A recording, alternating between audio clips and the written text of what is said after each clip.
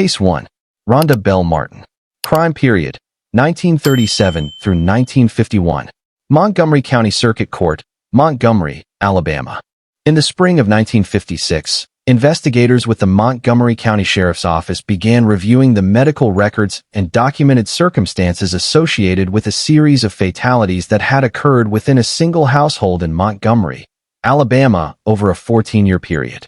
The subject of that review was Rhonda Belle Martin, a 49-year-old woman who worked as a waitress in Montgomery. She was described by those who knew her as quiet, cooperative, and unremarkable in her public conduct. She attended church. She had been married 5 times.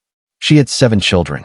By the time investigators opened their review in 1956, a significant number of the individuals who had been in closest proximity to her over the previous 2 decades had passed away under circumstances that, individually, had not prompted forensic scrutiny. The investigation did not begin because of a sudden discovery or an anonymous tip. It began because of a survivor. Martin's 5th husband, a man who had previously been her stepson, was hospitalized in 1956 experiencing progressive physical deterioration that attending physicians could not readily attribute to any known disease process. His symptoms included neurological impairment and gastrointestinal complications. When toxicology testing was ordered, the results were significant. The testing revealed the presence of arsenic compounds within his system. He survived, though with permanent physical disability that would last the remainder of his life. That single toxicology finding, the documented presence of arsenic in a living individual in close domestic proximity to Rhonda Belle Martin, opened an investigative file that would, over the following months, establish the full scope of what had been occurring within her household since the late 1930s. The forensic methodology applied in the investigation followed a documented sequence that began with the living victim's toxicology results and extended backward in time through the fatalities of multiple family members over a 14-year span. Investigators requested and reviewed the death certificates and available medical records associated with the fatalities that had occurred within Martin's household. Those fatalities had been attributed, at the time of their occurrence, to natural causes or unspecified illness. In the absence of any forensic suspicion at the time, and in the absence of the contextual pattern that would only become visible when viewed collectively, there had been no reason for contemporaneous investigators to order toxicological analysis. With the benefit of the surviving husband's confirmed arsenic results, however, investigators now had a forensic framework for re-examining the historical fatalities. Exhumations were ordered. The remains of family members whose passing had been attributed to natural illness were disinterred and submitted to the Alabama Department of Forensic Sciences for toxicological analysis. The results were consistent across multiple examinations.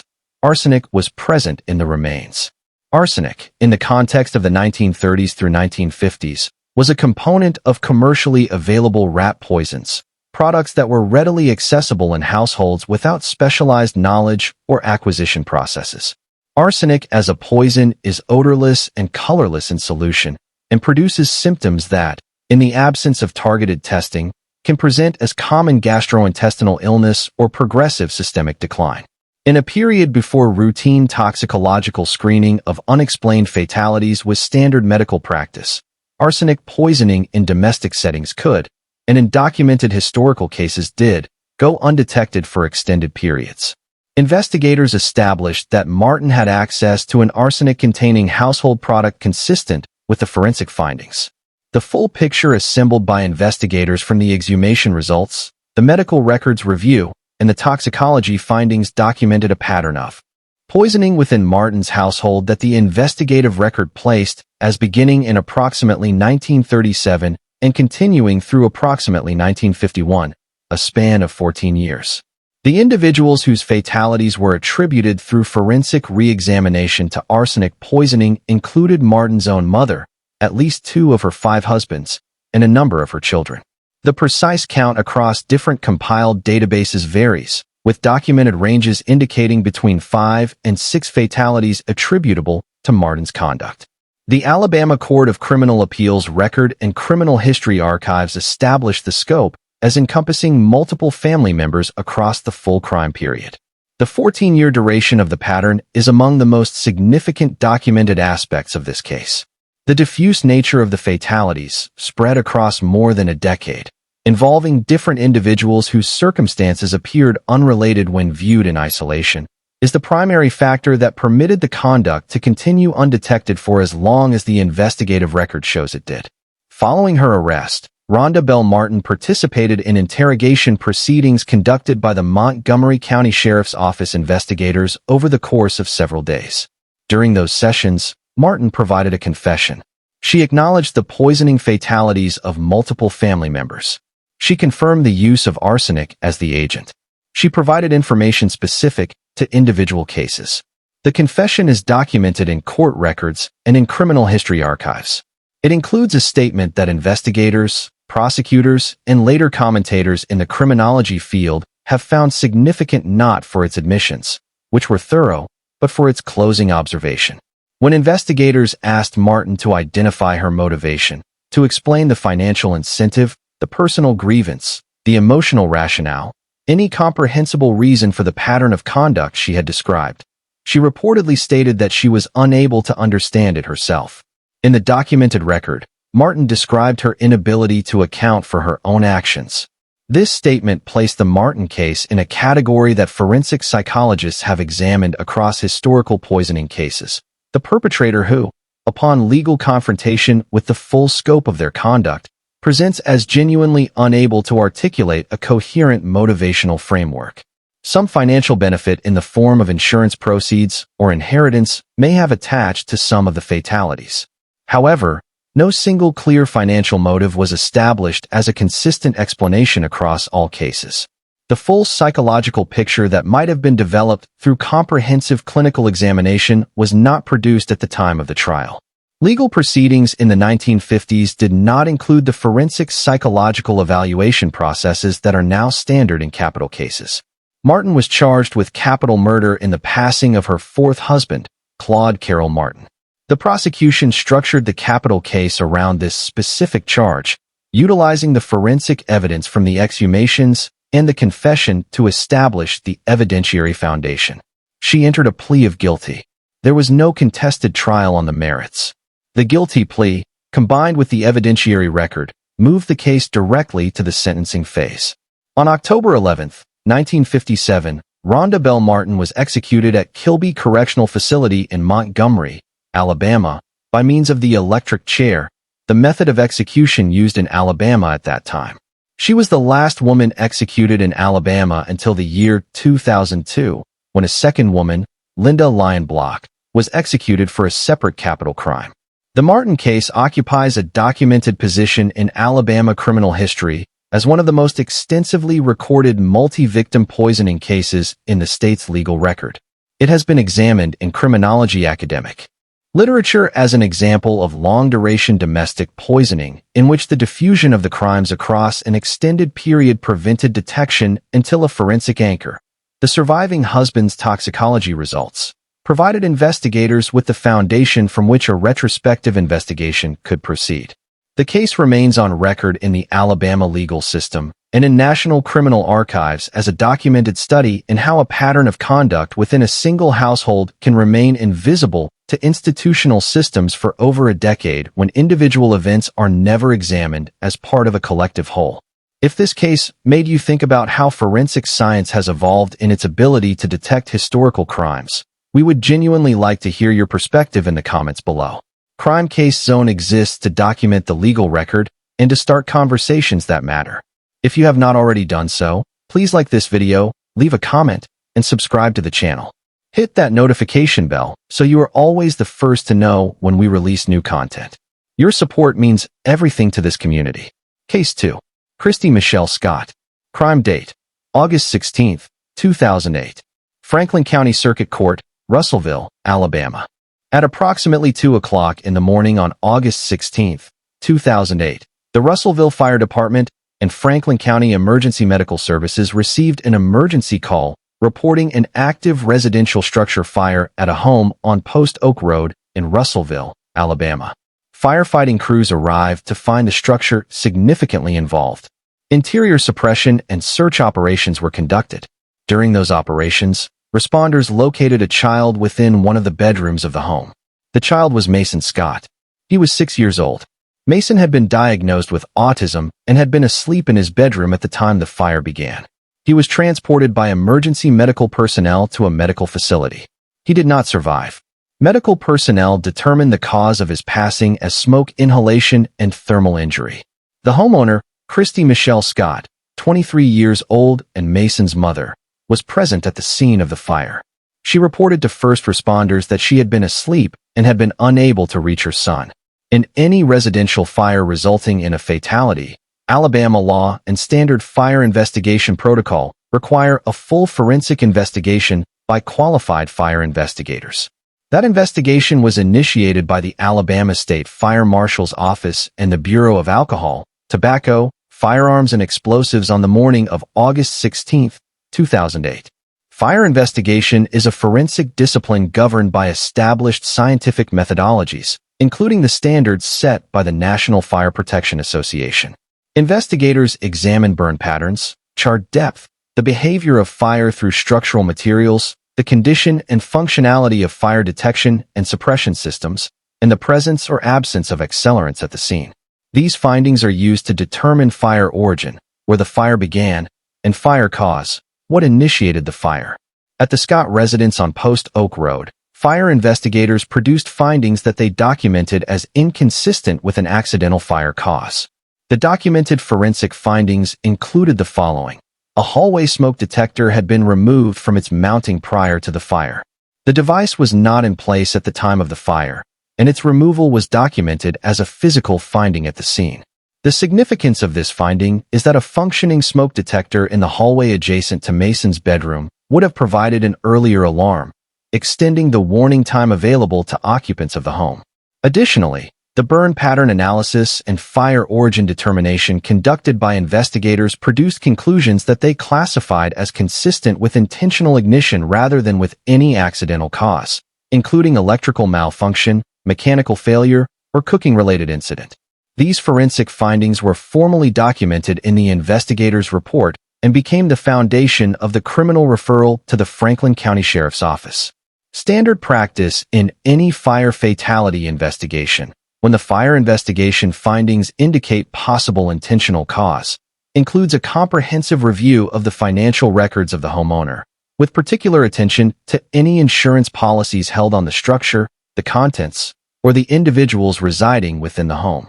In the case of the Scott residence, financial investigators documented that Christie Scott held a life insurance policy on her son Mason Scott in the face amount of $100,000. The date on which that policy had been purchased was documented in insurance company records as August 15, 2008, approximately 12 hours before the fire occurred. The proximity in time between the purchase of a life insurance policy on the child and the fire in which that child was killed became a central element of the prosecution's case at trial. The prosecution argued before the jury that the documented timeline, the policy purchased on the afternoon of August 15th, the fire occurring in the early morning hours of August 16th, established a financial motive consistent with the fire investigation's conclusion of intentional cause. The policy was never paid. Upon the determination of criminal conduct in the fire investigation, the insurance claim was rendered void. Christie Michelle Scott was arrested by law enforcement investigators following the completion of the fire investigation and the financial review. She was charged with 3 counts of capital murder under Alabama Code. The 3 capital counts each reflected a distinct legal theory of capital murder arising from the same set of facts. The first count addressed the intentional killing of a child under the age of 14. Mason was 6 years old. The second count addressed the intentional killing committed during the commission of a first-degree arson. The third count reflected a separate capital circumstance provision applicable to the facts of the case. Each count constituted an independent capital murder charge carrying the possibility of the death penalty or life without the possibility of parole. Scott pleaded not guilty. The case proceeded to jury trial in Franklin County Circuit Court before Judge Terry Dempsey. The prosecution presented testimony from fire investigators who explained the methodology and findings of the fire origin and cause determination, including the significance of the removed smoke detector and the burn pattern analysis. Financial experts testified regarding the insurance policy timeline. Witnesses addressed the broader circumstances surrounding the household in the period leading up to August 16th. The defense contested the fire investigation findings and challenged the evidentiary sufficiency of the prosecution's case. The jury, after deliberation, returned verdicts of guilty on all 3 counts of capital murder. Following the guilt phase verdicts, the jury proceeded to the penalty phase, the sentencing proceeding in which the same jury considers whether the facts establish that the death penalty is the appropriate sentence. At the conclusion of the penalty phase, the jury recommended a sentence of life without the possibility of parole, the lesser of the 2 available capital sentences. Under Alabama law at the time of the Scott trial, a trial judge presiding over a capital case retained authority to override a jury's sentencing recommendation in either direction, imposing death when the jury had recommended life, or imposing life when the jury had recommended death. Judge Terry Dempsey exercised that authority. He declined to follow the jury's recommendation of life without parole and imposed a sentence of death on Christie Michelle Scott. That sentence was formally entered on August 5, 2009, approximately 1 year after Mason's passing. Christie Michelle Scott was transferred to Julia Tutwiler Prison for Women in Wetumpka, Alabama, the facility housing Alabama's female death row population. The conviction and death sentence of Christie Michelle Scott have been reviewed through multiple levels of Alabama's appellate system. The Alabama Court of Criminal Appeals affirmed the conviction and sentence. The Alabama Supreme Court also affirmed. Federal habeas corpus proceedings have been initiated through the federal district court system. Among the appellate arguments raised have been challenges to the fire investigation methodology, specifically, challenges to the scientific standards applied by the investigators in determining the fire's cause. Modern fire investigation science has, in the years since 2008, produced academic and professional debate about certain historical fire investigation practices, and defendants in several arson-related capital cases nationally have raised methodological challenges on appeal. In 2017, the Alabama legislature eliminated the judicial override procedure in capital cases going forward. Judges may no longer impose a death sentence when a jury has recommended life. That change, however, operates prospectively and does not affect the sentence already imposed on Scott. As of the most recent public records available, Christie Michelle Scott remains on death row at Julia Tutwiler Prison for Women. Direct appeals have been exhausted. Federal proceedings continue. Mason Scott was 6 years old. He was autistic. He had been in his bedroom, asleep. His name is preserved in the legal record of the state of Alabama. The Christie Scott case demonstrates how fire investigation science and financial forensic analysis work in combination within the capital murder legal process. If this case was significant to you, we want to hear your thoughts in the comments. Please take a moment to like this video, share it with someone who follows true crime documentaries, and subscribe to Crime Case Zone. We research, verify, and document every case we cover. Subscribe now and hit that notification bell. We are here every week. Case 3. Natashay Ward. Crime period, January 2005. Madison County Circuit Court, Huntsville, Alabama. On the morning of February 4, 2005, the Huntsville Police Department dispatched officers to an apartment located in the southwest Piedmont Road corridor of Huntsville, Alabama, following a request for a welfare check on the occupants of the residence. When officers entered the apartment, they found the bodies of 3 children. The children were Shanika Ward, 11 years old, Latricia Ward, 9 years old, and Christopher Ward, 8 years old. They were siblings. They had been residing in the apartment with their mother, Natashay Ward. Utility records confirmed to investigators that electrical service to the apartment unit had been disconnected on January 12, 2005, 23 days before officers entered the residence. The Huntsville Police Department Major Crimes Unit opened a criminal investigation. The Madison County District Attorney's Office was notified. Medical examiner personnel were dispatched to the scene. Natashay Ward was not present in the apartment at the time of the discovery. She was located by investigators and taken into custody. The investigation conducted by the Huntsville Police Department focused on establishing a precise timeline of the circumstances within the apartment during the period from January 12, 2005, the date of the utility disconnection, through February 4, 2005, when officers made the discovery. Medical examiner analysis of the 3 children was conducted. The forensic findings established the cause of each child's passing as severe malnutrition, consistent with a sustained period of inadequate nutrition. The findings were documented in formal autopsy reports that were subsequently entered into the court record. Forensic analysis also established a general time frame for the fatalities, placing them within January 2005, consistent with the period after the utility disconnection and consistent with the conditions investigators documented within the residence. The apartment, documented in crime scene photographs and officer reports, presented without any functioning utility service. There was no electricity, no lighting, no operational refrigeration, and no heat supply during a winter month in northern Alabama. The conditions documented were consistent with a residence in which no functioning household utility infrastructure had been operational for an extended period. As part of the broader investigation into Natashay Ward's conduct during the relevant period, investigators obtained and reviewed her financial transaction records. Those records revealed a pattern of documented monetary transactions. Specifically, the financial review identified payments made by Ward to televangelist religious broadcasters, donations made during the period in which the investigation established the 3 children in her care were without adequate food, without electricity, and without access to any medical or community assistance. The financial records became part of the prosecution's evidentiary argument regarding Ward's awareness of and resources during the relevant period. Investigators and prosecutors argued that the financial documentation established that Ward had access to funds during the period in question, and that those funds were directed away from the provision of basic necessities for the children in her care.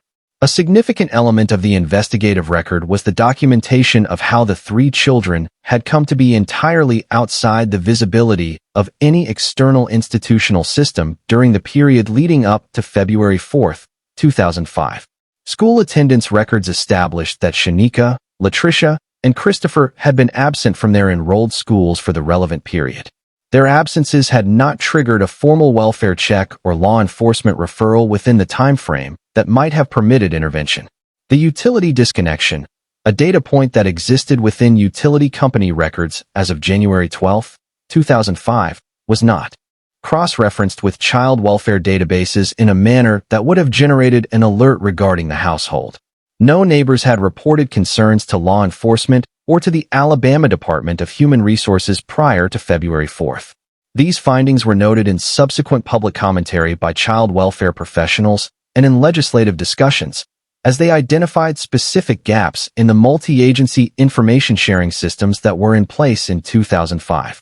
Natashay Ward was indicted by a Madison County grand jury on 3 counts of reckless murder, 1 count for each child. Reckless murder under Alabama law is defined as causing the passing of another person by consciously disregarding a substantial and unjustifiable risk, a risk of such a nature and degree that its disregard constitutes a gross deviation from the standard of conduct that a reasonable person would have observed in the same situation. The prosecution's case rested on the documented conditions within the apartment, the medical examiner findings, the financial records, the school absence documentation, and the established timeline of the utility disconnection. On February 7, 2007, 2 years and 3 days after the discovery, Natashay Ward pleaded guilty to all 3 counts of reckless murder. The court accepted the guilty plea. Ward received 3 consecutive life sentences. Under the consecutive structure of the sentences, she would be required to serve the complete term of each sentence in sequence before any parole consideration could arise, a legal structure that, for practical purposes, ensures her incarceration for the duration of her natural life. The Natashay Ward case prompted documented responses at both the local and state level in Alabama's child welfare and law enforcement communities. The Huntsville City School System reviewed its protocols for responding to extended unexcused student absences. The Madison County Department of Human Resources examined its coordination procedures with law enforcement and utility providers. State-level discussions regarding multi-agency data sharing, specifically, whether utility disconnection records could be incorporated into child welfare monitoring systems, were documented in legislative records in the years following 2005. The case also drew commentary from national child welfare organizations regarding the vulnerability of children who are socially isolated within their residences. Children whose only potential institutional points of contact are school enrollment and medical care, and who, when those connections are severed, become invisible to the systems designed to protect them. Natashay Ward has remained incarcerated in the Alabama Department of Corrections since her sentencing in 2007, serving 3 consecutive life terms. Shanika Ward was 11 years old. Latricia Ward was 9 years old. Christopher Ward was 8 years old. Their names are preserved in the legal record and in the documented history of Madison County, Alabama. This case is one of the most significant in Alabama's child welfare history, and it changed conversations about how agencies share information to protect children. If you want to be part of this community and continue following documented cases with us, please subscribe to Crime Case Zone, drop a like on this video, and leave a comment below. Your engagement is what keeps this channel going. Don't forget to hit that notification bell. We release verified, researched content every single week. Case 4. Shirley Matthews. Crime period, July through September 2018. Elmore County Circuit Court, Elmore County, Alabama. In September of 2018, emergency medical personnel at Elmore Community Hospital in Elmore County, Alabama received and assessed an infant brought to the facility in an unresponsive condition. The infant was Carson Matthews. He had been born in July of 2018. His birth weight, as recorded in the hospital's delivery documentation, was 6 pounds and 2 ounces, a weight within the standard medical range for a full-term newborn. At the time of his September 2018 hospital presentation, approximately 8 weeks after his birth, attending medical personnel documented Carson's weight as 4 pounds and 13 ounces. He weighed less than he had at birth. The documented weight loss of approximately 17% from birth weight in an 8-week-old infant, an age at which healthy newborns are expected to have significantly exceeded their birth weight, presented clinically as a medical emergency consistent with severe malnutrition. Carson Matthews did not survive. He was pronounced deceased at Elmore Community Hospital. Medical personnel who assessed and treated Carson were required under Alabama's mandatory reporting statutes to notify law enforcement when they encountered circumstances presenting indicators of possible child abuse or neglect. That notification was made. The Elmore County Sheriff's Office was contacted. Investigators were dispatched to the hospital. The criminal investigation was opened on that date in September of 2018. The investigation conducted by the Elmore County Sheriff's Office, in coordination with the Alabama Department of Human Resources, focused on the 2-month period from Carson's birth in July 2018 through his presentation at the hospital in September. Investigators interviewed Carson's mother, Shirley Matthews, and his father, Christopher Matthews. During the investigative interviews with Shirley Matthews, she stated to investigators that she had not taken Carson to any physician for postnatal care following his birth. She described her belief that she had been feeding the child adequately and that she had expected him to grow without medical supervision. She indicated that she had not been monitoring his physical development through any structured or medically assisted process. The standard of care in pediatric medicine for newborns calls for weight monitoring and developmental assessment at 2 weeks of age, at 1 month of age, and at 2 months of age. These appointments exist specifically because newborns are entirely dependent on their caregivers for nutrition and hydration and can experience rapid physical decline when that care is insufficient, a decline that routine medical monitoring is designed to detect before it becomes life-threatening. Medical review of the records established that Carson had received no postnatal medical care from the date of his birth discharge through his hospital admission in September.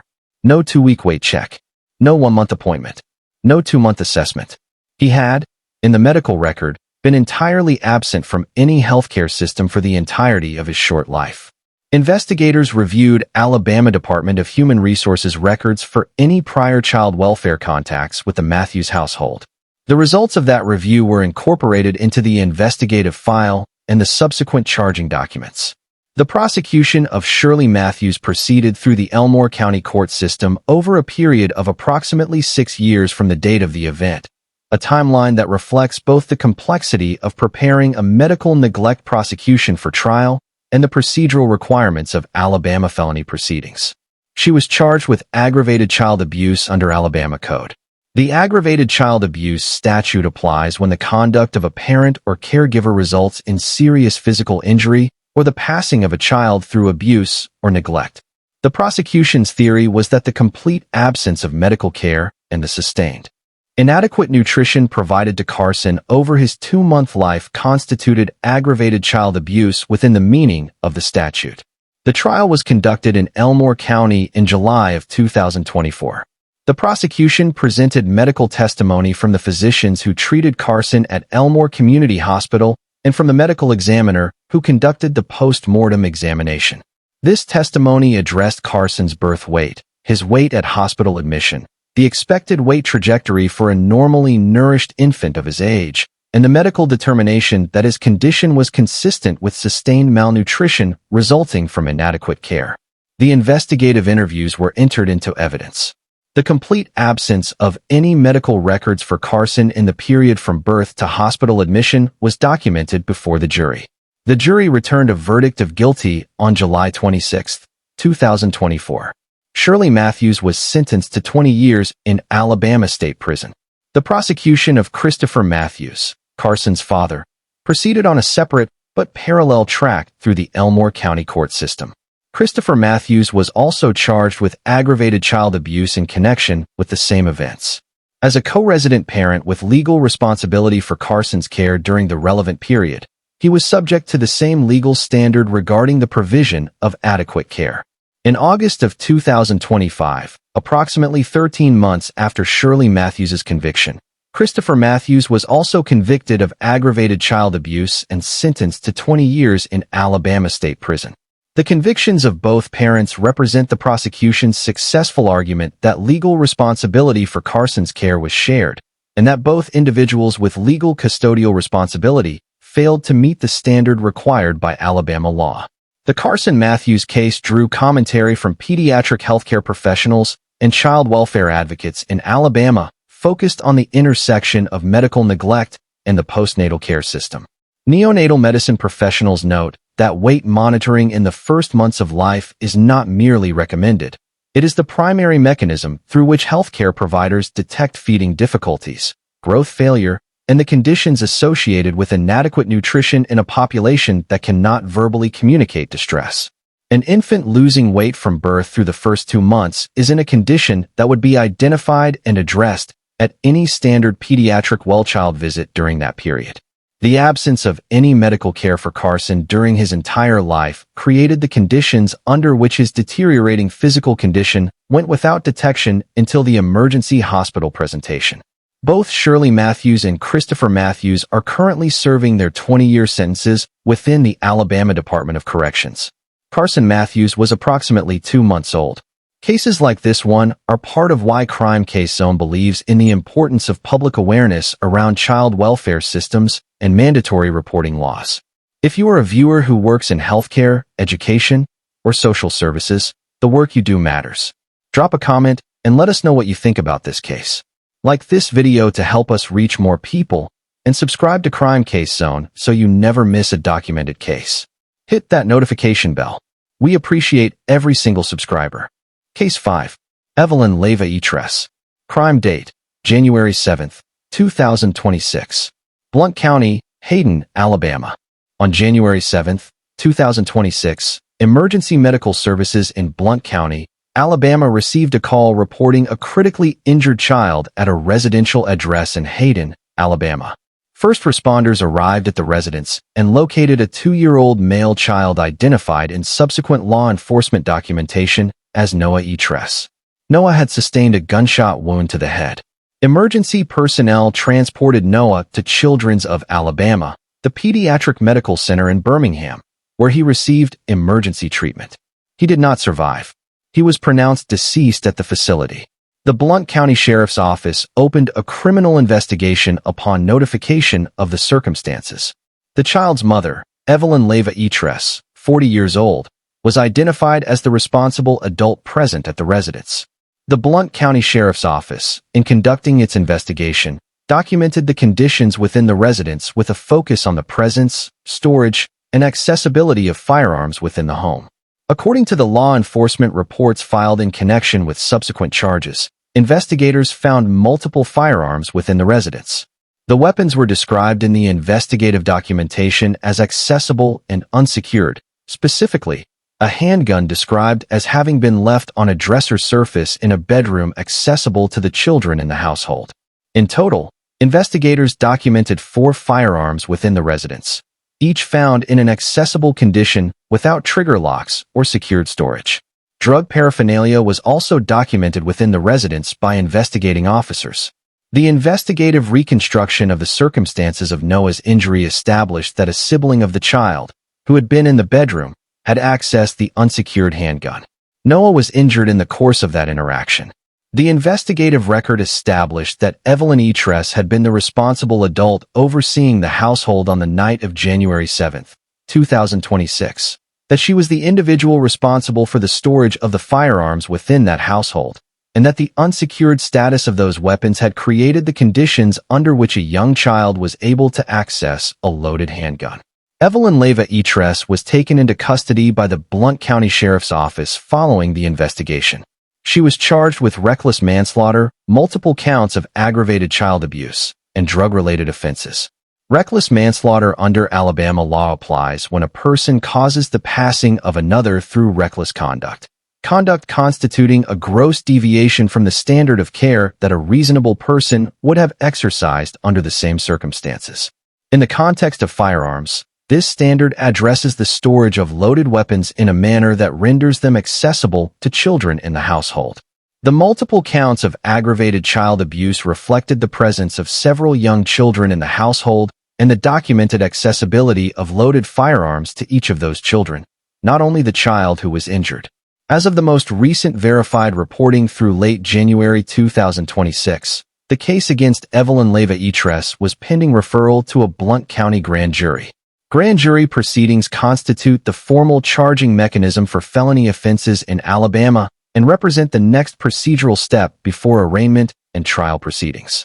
Child fatalities resulting from improperly stored residential firearms are a documented category within public health and law enforcement data. Research and law enforcement statistics consistently identify accessible, unsecured firearms in homes with young children as a significant risk factor for unintentional fatalities. Alabama, as of the date of this incident, does not have a mandatory residential safe storage law specifically requiring firearm owners to use trigger locks or secured storage when children are present in the household. The charges in the Etress case were brought under existing reckless manslaughter and child abuse statutes, which do not require a specific safe storage law to apply. They require only that the conduct meet the legal standard for recklessness. The case was cited in public commentary by child safety and firearms safety organizations as illustrative of the documented risk associated with unsecured residential weapons and the legal accountability framework that exists under current Alabama law. Noah Etress was 2 years old. His case is active in the Blount County legal system as of the publication of this documentary. This is one of the most recent documented cases in tonight's program, and it speaks directly to the intersection of child safety law, firearms responsibility, and parental accountability under Alabama's legal standards. If this case prompted reflection for you, we would like to hear about it in the comments. Please like this video, share it with your community, and subscribe to Crime Case Zone. We bring verified, documented cases directly to you every week. Don't forget to hit that notification bell so you never miss a new release. Case 6. Terica Pearl. Crime date: August 8th through 9th, 2025. Etowah County Circuit Court, Gadsden, Alabama. On the morning of August 9th, 2025, employees of the West Gadsden Funeral Home in Gadsden, Alabama arrived at their facility to begin the workday. When staff entered the vehicle bay area of the facility, they discovered the body of an infant in one of the establishment's hearses. The infant was identified as Blessence Pearl. She was 1 year old. Funeral home staff immediately contacted the Gadsden Police Department. Officers and investigators responded and secured the scene. The Etowah County Medical Examiner was notified, and a criminal investigation was opened. The investigation focused from the outset on 2 primary questions: how Blessence had come to be inside the hearse, and by whose hand. The West Gadsden Funeral Home was located approximately 1 block from the residential address of Terica Pearl, 29 years old, Blessant's mother.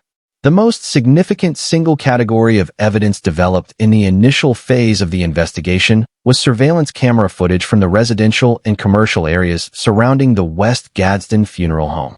Investigators obtained and reviewed surveillance footage from multiple camera positions covering the area between Pearl's residence and the funeral home. The footage documented Terica Pearl departing the vicinity of her residence in the early morning hours of August 9, 2025. The documented time was approximately 2:30 in the morning. She was carrying an infant. Subsequent footage from the same camera network documented Pearl returning to the area approximately 2.5 hours later. She was not carrying a child. This surveillance sequence, Pearl departing with an infant, Pearl returning without one, in the early morning hours, with the funeral home located between her departure and return points, constituted the evidentiary foundation for the immediate focus of the investigation on Pearl. The Gadsden Police Department took Terica Pearl into custody on August 9, 2025, the same day as the discovery. Following her arrest and custody, Terica Pearl was questioned by investigators. According to law enforcement documentation and the preliminary hearing records subsequently established in the Etowah County court system, Pearl made statements to investigators. Those statements, as reported in court filings and media coverage of the preliminary hearing, included a description by Pearl of her experience on the night of August 8th into the 9th, including statements about her state of mind and her actions. The record reflects that her statements were characterized by investigators as containing admissions regarding her presence at the funeral home with Blessants. A preliminary hearing in the case of State of Alabama versus Terica Pearl was convened in Etowah County on August 22, 2025. At the preliminary hearing, the presiding judge applied the probable cause standard, the legal threshold at which sufficient evidence exists to bind a case over for grand jury consideration and trial. The judge found probable cause and bound the case over. Terica Pearl has been held without bond at the Etowah County Jail since her arrest. Medical examiner findings regarding Blessants Pearl were entered into the investigative record and incorporated into the probable cause determination. Terica Pearl was charged with capital murder of a child under 14 years of age. The specific capital murder provision under Alabama Code Section 13-540 that applies when the intentional killing of a victim under 14 years old is established. The capital charge carries 2 possible sentences, the death penalty or life without the possibility of parole. The determination of which sentence would apply, if a conviction is returned, would be made through the penalty phase of a capital trial. As of late 2025, the case was in the pretrial phase. Grand jury proceedings were either ongoing or completed within that period. Trial proceedings had not begun. The case attracted regional and national attention, attributable in part to the unusual circumstances of where Blessants was found, the location, the hour, and the surveillance footage that placed Pearl at the scene with the child. Mental health professionals who commented publicly following the arrest noted the importance of allowing the full trial process to develop the complete evidentiary and clinical record before drawing conclusions about Pearl's mental state at the time of the incident. Alabama capital trials include procedures for the presentation of mental health evidence, including forensic psychiatric evaluations that may be ordered by the court or offered by either party. The full evidentiary record, including any mental health determinations, will be developed and presented at trial. Blessants Pearl was 1 year old. This case continues to move through the Alabama court system, and Crime Case Zone will follow it as it proceeds to trial. If you want to stay informed about this and every other case we document, please subscribe to the channel right now. Hit that notification bell so you are notified the moment we post a new video. Leave a like, drop a comment with your thoughts, and share this documentary with someone who follows true crime. Thank you for watching Crime Case Zone. Case 7. Samantha McCormack. Crime date, September 6, 2019. Blount County Circuit Court, Locust Fork, Alabama. On September 6, 2019, the 911 emergency system in Blount County, Alabama received a call from an employee of the Locust Fork hardware store in Locust Fork, Alabama. The employee reported that a woman had arrived at the store with an infant who was unresponsive, cold to the touch, and in apparent critical medical distress. Emergency medical personnel responded to the hardware store. The infant was identified as Enzo McCormack, 18 months old. Enzo was transported by emergency services to a medical facility. He did not survive and was pronounced deceased. The Blount County Sheriff's Office opened a criminal investigation into the circumstances of Enzo's injuries. The investigation focused on two individuals, Robert Elmore Jr., who had been with Enzo on the afternoon of September 6th, and Samantha McCormack, 26 years old, Enzo's mother. The investigation into the circumstances surrounding Enzo McCormack's injuries was substantially advanced by digital communications evidence. Specifically, the text message record between Samantha McCormack and Robert Elmore Jr. on September 6, 2019. Investigators obtained search warrants for the relevant electronic devices and communications accounts. The review of text messages exchanged between McCormack and Elmore on that date produced a documented sequence of communications that became central to the prosecution of McCormack. According to the law enforcement reports and court records available in connection with this case, the text messages from Elmore to McCormack included communications stating that Enzo was not breathing correctly, communications that investigators characterized as providing direct and explicit notice to McCormack that her child was in a medical emergency requiring immediate response. The documented timestamp of those messages established precisely when McCormack received that information. Investigators then reconstructed McCormack's subsequent actions through a combination of digital records, store receipts, surveillance footage, and witness accounts. The sequence established that after receiving the text messages about Enzo's condition, McCormack traveled to the location where the child was, placed him in her vehicle, and stopped at the Locust Fork hardware store, where transaction records and store receipts documented the purchase of items including cigarettes and fuel, before proceeding toward a medical facility. It was the hardware store employee who observed the child's condition and placed the 911 call. Robert Elmore Jr. was prosecuted for capital murder of a child under 14 years of age in connection with the injuries inflicted on Enzo McCormack on September 6, 2019. Elmore's case was tried in Blount County Circuit Court. In October of 2023, Robert Elmore Jr. was convicted of capital murder and was sentenced to life without the possibility of parole. The Elmore prosecution established the underlying factual foundation regarding Enzo's injuries, findings that also informed the subsequent legal proceedings against McCormack. The case against Samantha McCormack addressed a legally distinct but connected set of conduct. McCormack was charged with felony murder in the course of child abuse under Alabama law. The felony murder doctrine provides that a person is legally responsible for a resulting fatality when that fatality occurs in the course of the commission of a separate felony. In McCormack's case, the prosecution's theory was that her failure to summon emergency medical assistance for Enzo, after receiving documented notice through the text messages that he was in a life-threatening condition, constituted child abuse by omission, and that Enzo's passing occurred in the course of that ongoing failure. The text message evidence was the evidentiary core of the prosecution's case. The documented timestamps of the messages, combined with the timeline of McCormack's subsequent actions, including the hardware store stop, provided the jury with a precise sequence of events against which to evaluate the legal question of McCormack's culpability. Prior conduct evidence regarding Elmore's documented history of physical aggression was also addressed in the proceedings, as the prosecution argued that McCormack had placed Enzo in the care of an individual whose conduct she had reason to be concerned about. On June 8, 2024, Samantha McCormack entered a plea of guilty to felony murder in the course of child abuse. On July 8, 2024, she was sentenced to 25 years in Alabama State Prison. The McCormack prosecution represents a documented application of the Alabama felony murder statute to a parental failure to act scenario. The legal theory that a parent's failure to act in response to documented knowledge of a child's emergency constitutes child abuse for purposes of the felony murder doctrine has been discussed in Alabama legal publications as part of broader examinations of the duty to protect framework under the state's child abuse statutes. The central role of digital evidence, the text message record establishing both the content and timing of McCormack's notification, reflects the contemporary role that electronic communications now play in criminal prosecutions. The ability to establish precisely what a defendant knew and when they knew it through timestamped digital records has fundamentally altered the evidentiary landscape of failure to protect prosecutions. McCormack is currently serving her 25-year sentence in the Alabama Department of Corrections. Enzo McCormack was 18 months old.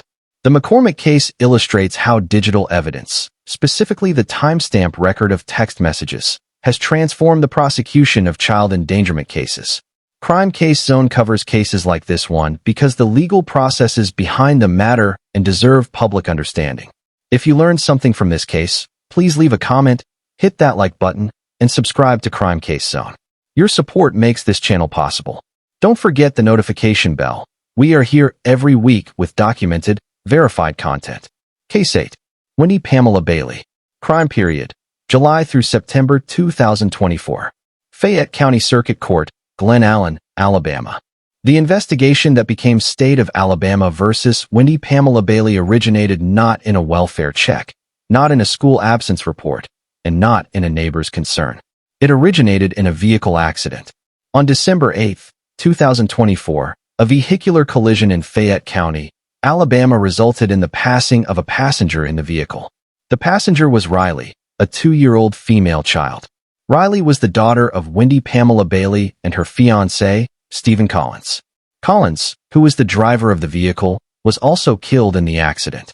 Investigators responding to the accident scene documented that the 2-year-old had not been secured in a child's safety seat at the time of the collision. In the course of the accident investigation, law enforcement personnel made inquiries regarding other children known to be associated with the household and with Collins. Those inquiries focused on a 1-year-old male child named Caleb, Bailey and Collins' son. Caleb was not at the accident scene. Law enforcement attempted to determine his location and welfare. He could not be located. A separate missing person and welfare investigation was opened regarding Caleb. In the course of the investigation into Caleb's disappearance, the Fayette County Sheriff's Office obtained search warrants for electronic communications associated with both Wendy Bailey and the late Stephen Collins. Investigators reviewed the content of those communications, including text messages, digital photographs, and related electronic data from the period covering approximately July 2024 through September 2024. According to law enforcement affidavits filed in connection with the charges against Bailey, the digital evidence reviewed by investigators included communications from Collins to Bailey during that period containing content that investigators described as documenting the physical mistreatment of Caleb. The documentation established, investigators argued, that Bailey had received those communications, establishing her awareness of the conditions within the household during the relevant period. Caleb's last documented living status, as reconstructed through the investigative record, was placed at approximately September 4, 2024. He had not been seen or heard from since that date. His disappearance had not been reported to law enforcement or to any child welfare agency by Bailey or by anyone else in the household at any time between September 4 and December 8, the date of the accident that opened the investigation. In May of 2025, the Fayette County Sheriff's Office conducted a search of the property associated with the Bailey Collins household in the Glen Allen area of Fayette County. During that search, investigators reported the discovery of human remains in a burn pile located on the property. The remains were submitted to the Alabama Department of Forensic Sciences for identification and forensic analysis. The status of the full identification and forensic analysis was part of ongoing investigative and legal proceedings as of mid-2025. The discovery of remains on the property added a significant forensic dimension to the case and provided physical corroboration of the investigative timeline established through the digital evidence review. Based on the evidence gathered through the accident investigation, the digital communications review, and the physical evidence search, the Fayette County Sheriff's Office and the District Attorney's Office moved forward with formal charges against Wendy Pamela Bailey. She was charged with aggravated child abuse in connection with her alleged failure to intervene in or report the mistreatment of Caleb during the documented period, conduct that the prosecution characterized as a failure of her legal duty to protect her child. She was charged with 4 counts of first-degree domestic violence, reflecting the statutory framework applicable to the abuse of a household family member. She was charged with abuse of a corpse in connection with the circumstances following Caleb's passing, specifically, the alleged handling and disposition of his remains. She was charged with criminally negligent homicide in connection with the passing of Riley during the December 8th accident, specifically, the failure to secure the 2-year-old in a child's safety seat. Bailey appeared in Fayette County Court and entered a plea of not guilty to all charges. As of late 2025, the case remained in the pretrial phase. Trial proceedings had not yet commenced. The Bailey case is notable within Alabama's legal record because it illustrates how an unrelated incident, a vehicle accident, can open an investigation into circumstances that were never directly reported to law enforcement. The accident investigation triggered inquiries that revealed Caleb's disappearance, which in turn opened the digital evidence review, which produced the evidentiary foundation for the charges. The case also illustrates the comprehensive scope of criminal liability available under Alabama law in circumstances involving failure to protect, covering not only the direct perpetrator of physical harm, but also individuals with legal custodial responsibility who, the prosecution argues, were aware of that harm and failed to act to stop it or report it. The role of digital forensics, specifically, the extraction and analysis of text messages and digital photographs from the devices of both Bailey and the late Collins, demonstrates the central importance of electronic communications evidence in contemporary criminal investigations. Caleb was 1 year old at the time of his disappearance. Riley was 2 years old. Both children's names are preserved in the court record of Fayette County, Alabama. Crime Case Zone will continue to monitor and document this case as it moves toward trial in Fayette County. If you want to stay informed about every update, please subscribe to this channel, like this video, and hit the notification bell right now. Drop a comment and let us know your thoughts on how digital evidence has changed the landscape of criminal investigations. We are here every week, researched, verified, and documented. Thank you for watching. Case 9. Ashley Catron. Crime period. Through July 23, 2019. Madison County Circuit Court, Huntsville, Alabama. On July 23, 2019, emergency medical services were dispatched to a residential address on Maple Ridge Boulevard in Huntsville, Alabama, following an emergency call. When first responders entered the home, they found 2 young children. The first child located was 3-year-old Hendrix. He was found in his crib. He was not living. His documented weight at the time of discovery was 13 pounds. The medically expected weight range for a child his age is approximately 28 to 35 pounds. His documented weight represented a severe and clinically significant deficit from any standard developmental expectation. The second child, a 4-year-old sibling, was discovered in the residence in critical condition. He was alive, but presented with a condition that emergency medical personnel immediately assessed as severe malnutrition. His documented weight was 15 pounds, compared to an expected range of approximately 30 to 40 pounds for a child his age. He was transported for emergency medical treatment. He survived. The residence was documented by responding officers. Their reports and the subsequent crime scene documentation noted conditions within the home that were relevant to the investigation into the standard of care the children had received. Both of the children's parents were present at the residence at the time of the emergency response. Ashley Catron and her partner, Frederick Frink, were taken into custody. The investigation was conducted by the Huntsville Police Department in coordination with the Madison County District Attorney's Office and the Alabama Department of Forensic Sciences. Medical examiner findings established the cause of Hendrix's passing as severe malnutrition attributable to neglect. Forensic medical analysis of both children was conducted. The findings were formalized in autopsy and clinical reports that became the foundational medical evidence of the case. Investigators interviewed Ashley Catron and Frederick Frink. According to the law enforcement reports and subsequent court proceedings, Catron stated during the investigative process that she did not hold a belief in seeking conventional medical care for children. Both Catron and Frink described providing the children with Pediasure, a commercially available nutritional supplement product.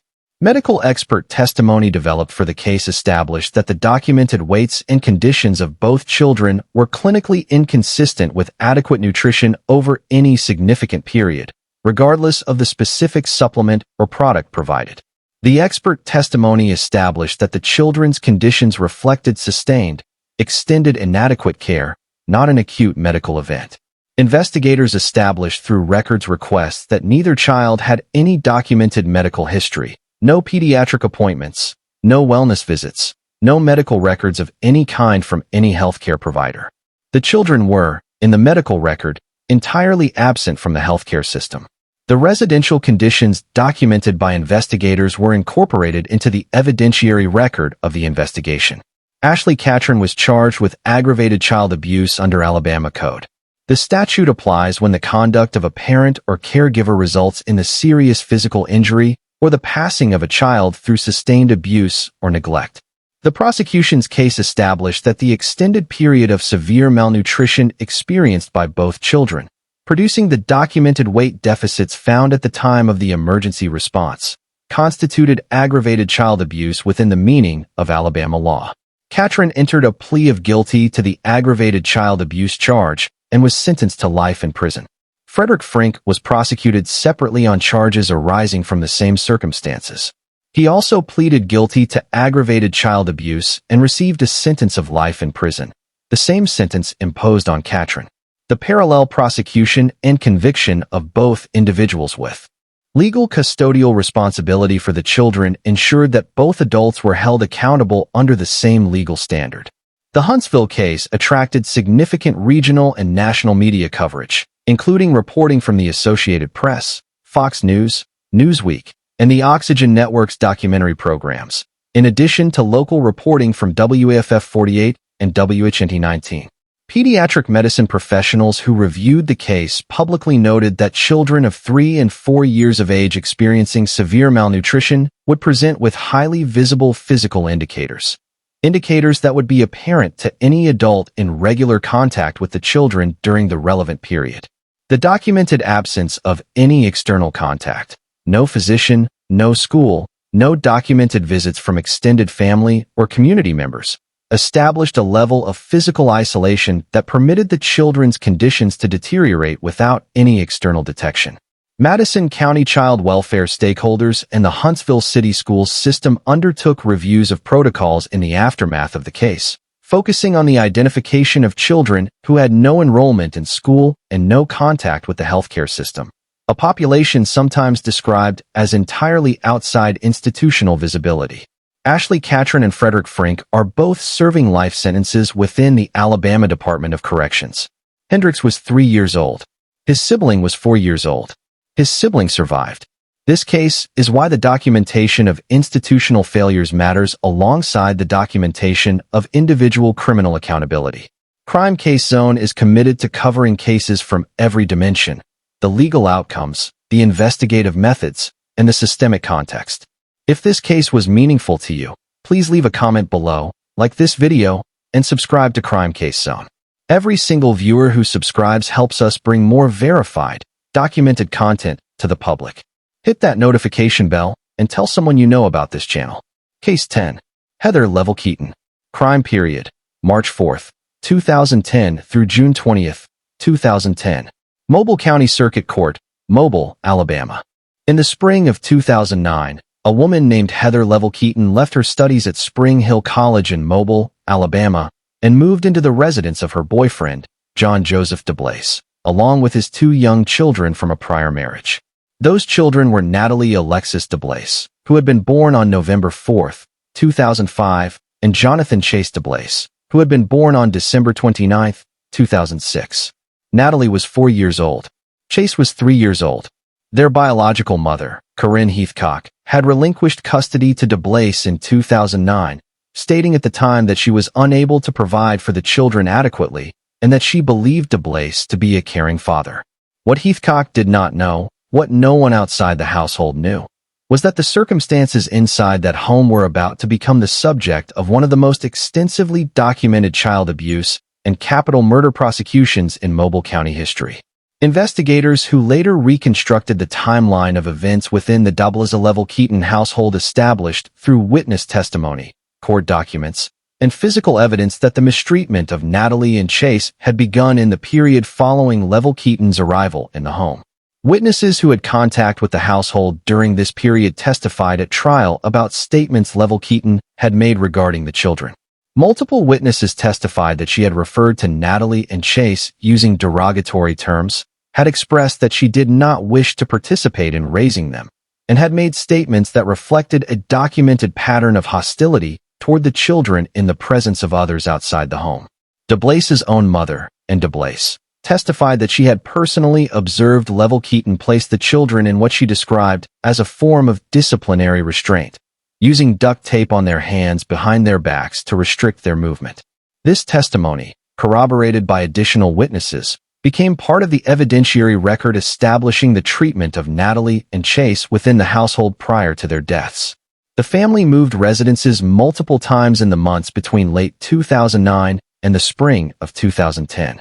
During this period, witnesses including a motel manager described the children as appearing pale and unwell. The household's instability, multiple relocations, limited contact with extended family or community, contributed to the children's increasing isolation from any external observation. Natalie DeBlace was 4 years old when she lost her life on March 4, 2010.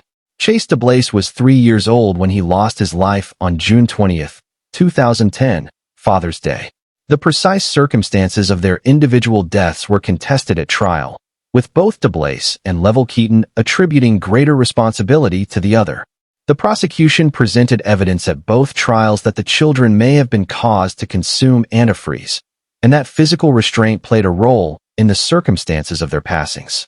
Medical examiner testimony addressed both the condition of the remains and the possible causes. The bodies of both children were not discovered until December of 2010, approximately 9 months after Natalie's passing and 6 months after Chase's, when law enforcement located their partial skeletal remains in wooded areas. Natalie's remains were found in Alabama. Chase's remains were found in Mississippi. The investigation into the children's disappearance was opened in November of 2010, when a family member of Leavell-Keaton contacted police expressing concern that the children were no longer alive. Law enforcement contacted Leavell-Keaton, who at that point was in Louisville, Kentucky. She was arrested there on child abuse charges and subsequently extradited to Mobile, Alabama. John DeBlace was arrested separately. During the investigative process, DeBlace made statements to police and ultimately led investigators to the locations where the children's remains had been buried. Both DeBlace and Leavell-Keaton were formally charged in 2012 with 3 counts of capital murder each, 2 counts for the intentional killing of a child under 14 years of age under Alabama Code Section 13540, and 1 count for the intentional killing of 2 or more persons pursuant to 1 course of conduct. John DeBlace was tried first. His trial commenced in October of 2014 in Mobile County Circuit Court. The jury heard testimony from nearly 50 witnesses over the course of 3 weeks. The prosecution established the timeline of the children's disappearance, the physical evidence recovered from the burial sites, the witness accounts of the treatment of the children within the household, and DeBlace's own statements to investigators. In November of 2014, the jury convicted John DeBlace of all 3 counts of capital murder. He was sentenced to death. The trial of Heather Leavell-Keaton commenced in May of 2015, also in Mobile County Circuit Court before Judge Rick Stout. The prosecution presented evidence that Leavell-Keaton had been the dominant figure in the household's treatment of the children, drawing on the witness testimony regarding her statements about the children, the duct tape restraint testimony from and DeBlace, and the physical and forensic evidence developed through the investigation. The defense, as it had done in the DeBlace trial, sought to place greater responsibility on the other defendant. The jury deliberated and returned a verdict of guilty of capital murder in connection with Chase's passing, and guilty of reckless manslaughter in connection with Natalie's passing. The jury recommended a sentence of death by a vote of 11-1. On August 20, 2015, Judge Rick Stout sentenced Heather Leavell-Keaton to death by lethal injection for the capital murder of Chase DeBlace, and to 20 years of imprisonment for the reckless manslaughter of Natalie DeBlace. Leavell-Keaton became the first woman in Mobile County history to be sentenced to death. She was transferred to Julia Tutwiler Prison for Women in Wetumpka, Alabama, the same facility housing Christie Michelle Scott on death row. Her case then entered an extensive appellate process. In October of 2020, the Alabama Court of Criminal Appeals overturned her death sentence on a procedural ground, specifically that Leavell-Keaton had not been afforded the opportunity to make a statement on her own behalf before her original sentencing, a right guaranteed under Alabama's capital sentencing procedures. The court remanded the case to Mobile County for a resentencing hearing. That hearing was held, and in January of 2021, the original sentencing judge, then retired, reinstated the death sentence. The case returned to the Alabama Court of Criminal Appeals, which on December 17, 2021 upheld the death sentence and capital murder conviction. Her subsequent appeal to the Alabama Supreme Court was rejected in 2022. On June 5, 2023, the United States Supreme Court dismissed Leavell-Keaton's final appeal without comment, confirming her death sentence. As of 2025, Heather Leavell-Keaton remains on death row at Julia Tutwiler Prison for Women. John DeBlaise remains on death row at William C. Holman Correctional Facility in Atmore, Alabama. The DeBlaise children murders case is documented in Wikipedia, the Alabama Court of Criminal Appeals in Keaton v. State, Fine Law Case Records, Fox News National Reporting, ABC News, the Mobile Press Register, and multiple additional national and regional publications. It stands as one of the most thoroughly litigated child murder cases in Mobile County history, having passed through the Alabama Court of Criminal Appeals, the Alabama Supreme Court, and the United States Supreme Court. Across a span of more than a decade, Natalie DeBlaise was 4 years old. Chase DeBlaise was 3 years old. Both children's names are preserved in the permanent legal record of the state of Alabama and in the court records of both Alabama and Mississippi, where their remains were found. This case brings tonight's documentary to its close, a case that passed through every level of the American court system and ended with the United States Supreme Court declining to intervene. Crime Case Zone is committed to following every case in our catalog through the full arc of the legal process, exactly as this one was followed for over a decade. If tonight's documentary informed you, challenged you, or gave you a deeper understanding of how Alabama's legal system handles the most serious crimes against children, then it has done what we set out to do. Please leave a comment below and tell us which case stood out to you most. Like this video to help us reach more viewers who care about verified, documented true crime content. Subscribe to Crime Case Zone right now if you have not already done so, and hit that notification bell so you are always the first to know when we release a new documentary. We are here every week. The record stands. Thank you for watching.